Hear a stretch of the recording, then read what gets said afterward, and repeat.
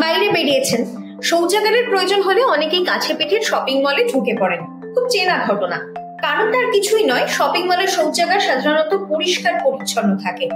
কিন্তু চিন্তায় ফেললো সাম্প্রতিক এক ঘটনা। এক শপিং মলের শৌচাগারের সামনে এক ব্যক্তির পথ আটকে দাঁড়ালেন মলের নিরাপত্তা রক্ষী। বিল দেখতে চাওয়া হলো। বেঙ্গালুরুর এক শপিং মলে কেনাকাটা করতে গিয়েছিলেন এক ব্যক্তি। বাড়ি থেকে শপিং মল ছিল অনেকটা দূরে, অনেকটা পথ যাত্রা করেছিলেন। শপিং মলে পৌঁছে শৌচালয়ের খোঁজ করতে থাকেন তিনি। শৌচালয়ের দরজার মুখে বাধা দেওয়া হলো তাকে। প্রথমে দেখতে চাওয়া হলো কেনাকাটার বিল। তখনও কেনাকাটা শুরুই করেননি, তাই বিল দেখাতে পারলেন না ওই ব্যক্তি। সে কারণে শৌচালয় ব্যবহারই করতে দেওয়া হলো না তাকে, ফিরিয়ে দেওয়া হলো। রেডিটে পোস্ট করে সেই ঘটনার উল্লেখ করেছেন এক ব্যক্তি।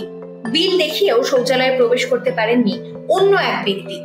তরুণী নিরাপত্তারক্ষী দাবি করেন, ওই বিশেষ শৌচালয় তারাই ব্যবহার করতে পারবেন যারা অন্ততপক্ষে 1000 টাকার কেনাকাটা করেছেন।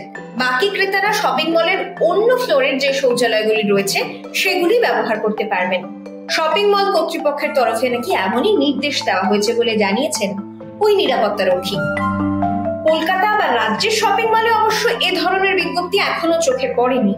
তবে রাস্তাঘাটে পরিচ্ছন্ন শৌচাগারের অভাব যে রয়েছে এবং সে কারণেই যে কেনাকাটা না করার থাকলেও শপিং মলে যেতে হচ্ছে অনেককে, সে কথা কিন্তু স্বীকার করেছেন অনেকেই।